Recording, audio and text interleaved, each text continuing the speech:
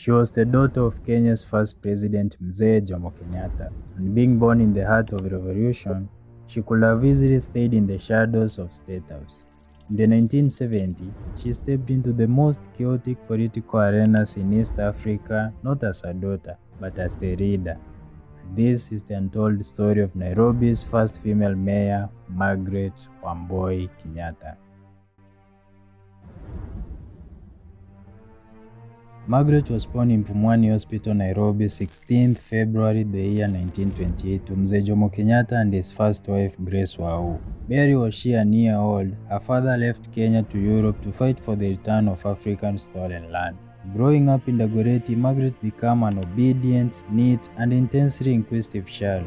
While her father was 1,000 miles away, she was already witnessing the harsh reality of colonial injustice, and little did she know that life was just preparing her for the struggle she didn't yet understand.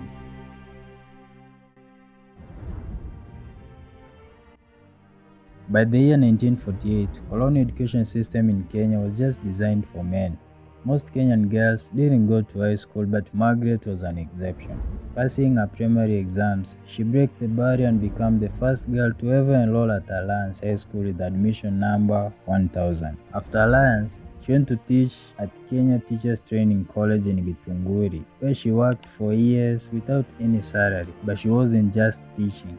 She was actually fueling the spirit of independence. And it was during this time in Gitunguri Margaret's political consciousness was awakened, since she was in direct contact with those in forefront of freedom struggle. So, when the state of emergency was declared in 1952, Margaret disappeared into the crowds of Nairobi under a fake name Margaret Kamau.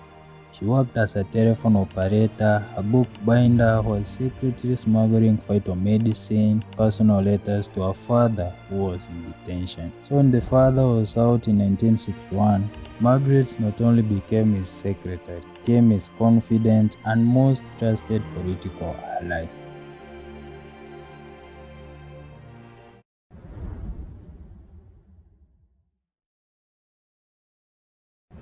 10 years later, Margaret was elected as the Mayor of Nairobi, becoming the first African woman to lead a capital city.